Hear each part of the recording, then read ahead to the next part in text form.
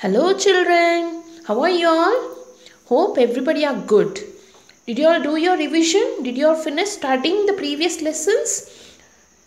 Okay, let us study one more lesson from science, that is getting to know plants.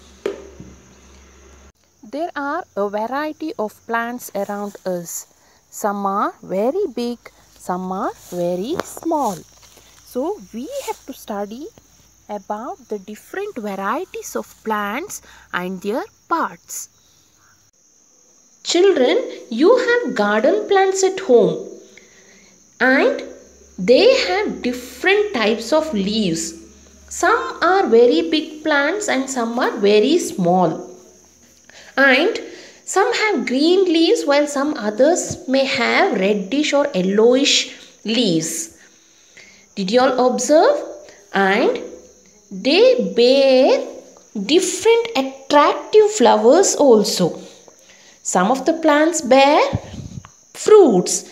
Some are medicinal plants. Some are vegetable yielding plants. There are some climbers and creepers also. Let us study the parts of the plant. So, when you see a plant, you can see the stem, leaves, fruits, flowers and branches also. Isn't it, children?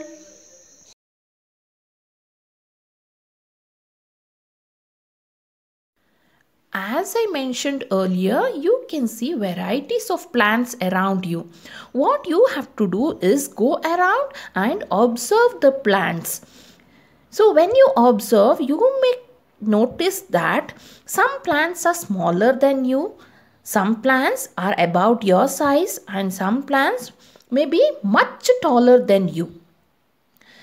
So you feel their stem and try to bend them gently in order to see if the stems are tender or hard.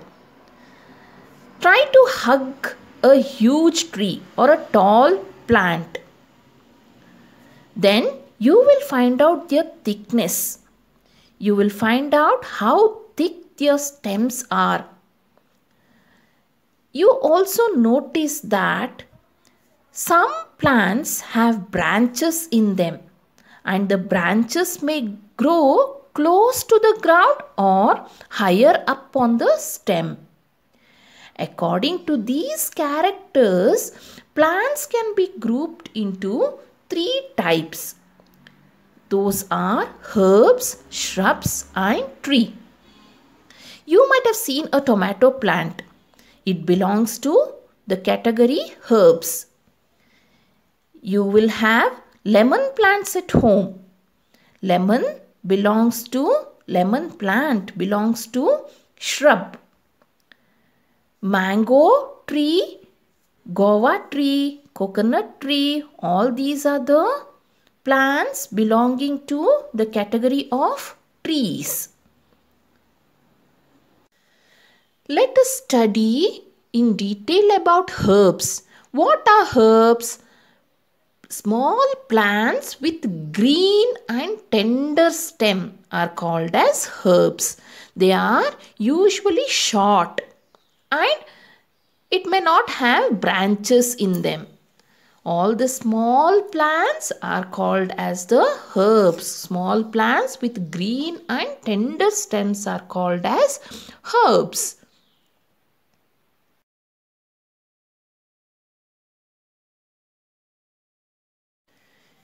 You might have seen a papaya plant. You might have seen a lemon plant. So, plants develop branches near the base of the stem. The stem will be hard but not very thick. Such plants are called as shrubs.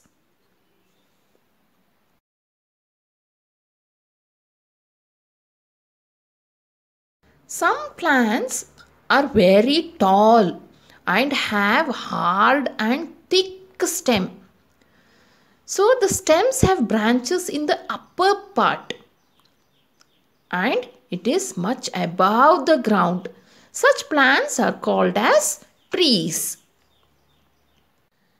Some plants cannot stand upright because they have weak stem. So they spread on the ground. Such type of plants are called as creepers. Example is a pumpkin plant.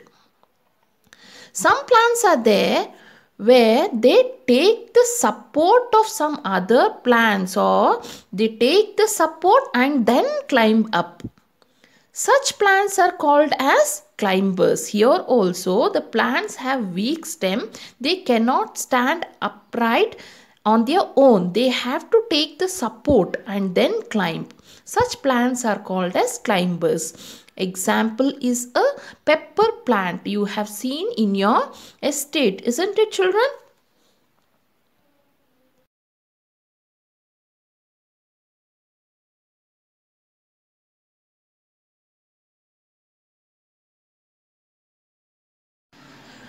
We are studying about the stem, and according to the characteristics of stem, plants are grouped into herbs, shrubs, trees, climbers and creepers.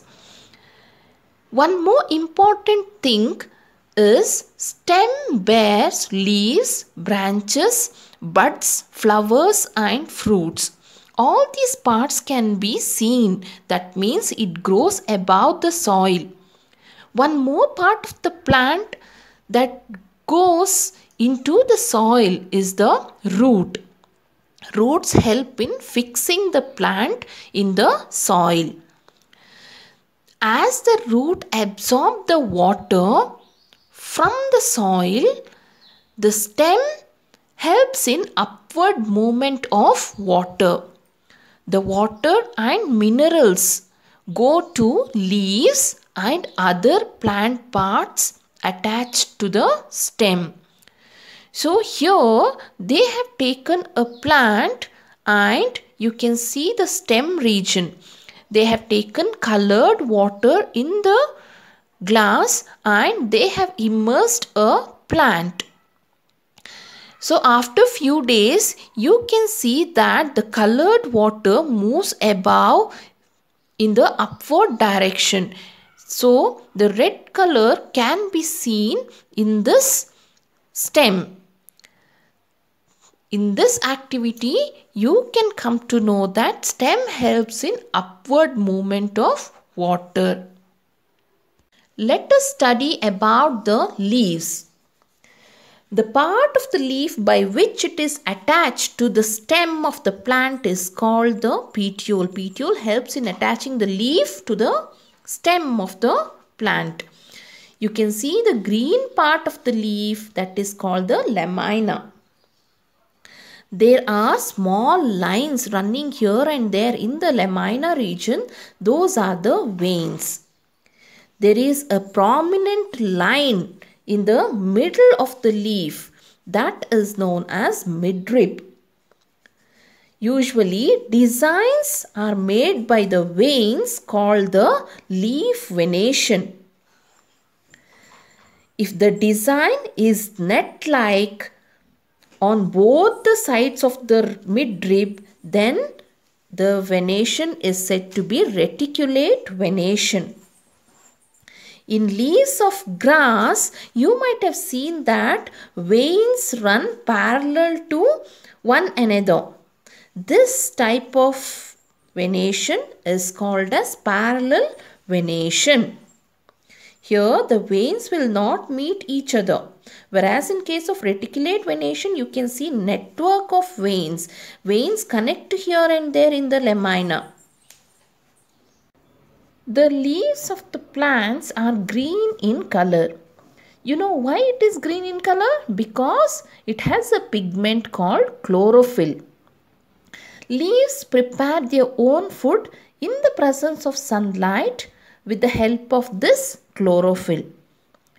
They also use water and carbon dioxide for this process.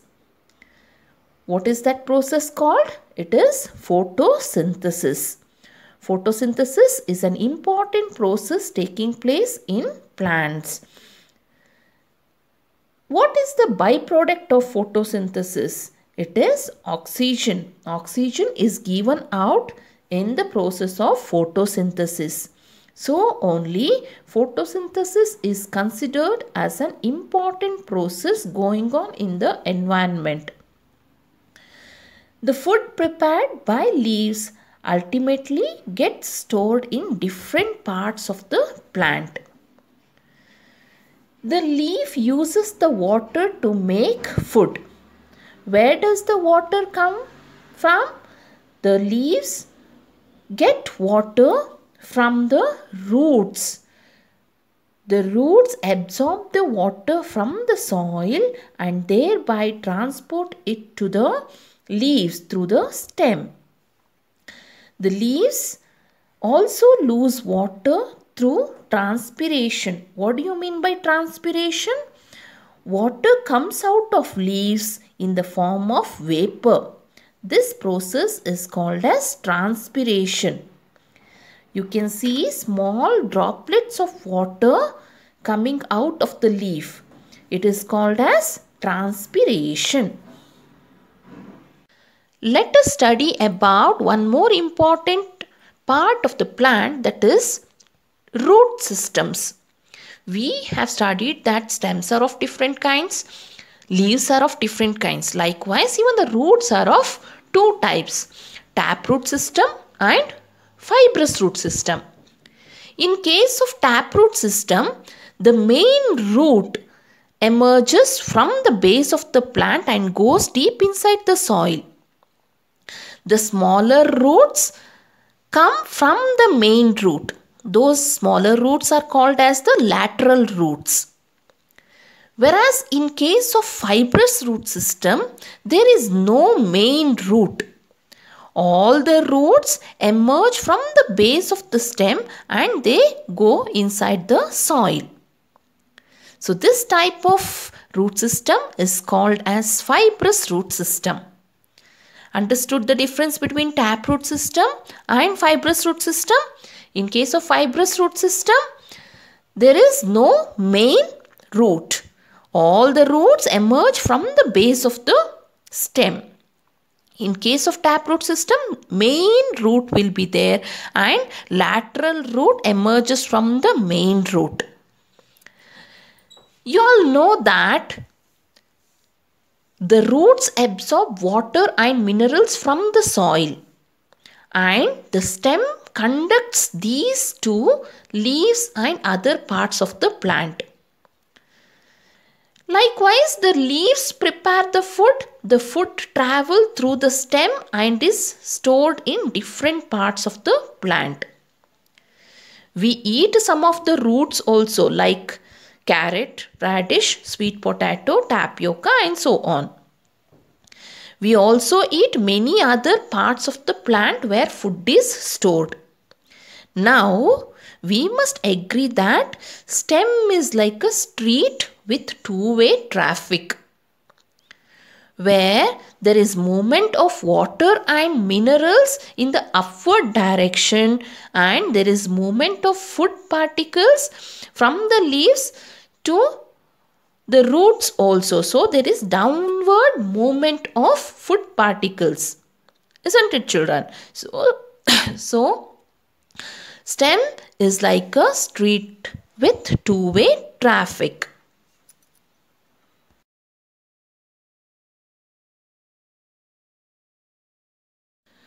Let us study one important part of the plant, that is a flower. Everybody likes flowers. So flowers come in different colors and they are the most attractive part of a plant. When we see a flower, we can identify two main parts, that is petals and sepals. What are petals? The prominent part that opens in a flower is the petals, and petals come in different colors. The next one is the sepals, which is very small and leaf-like structures. It lies just below the petals, and sepals can be seen clearly in case of buds of the flower. Now, We must understand that the number of petals and number of sepals differ from one flower to another. In some flowers, we can say that the petals are joined together and even the sepals may be joined together. If petals are joined, then sepals may not be joined together. So flowers vary from one another and there are number of flowers in our environment.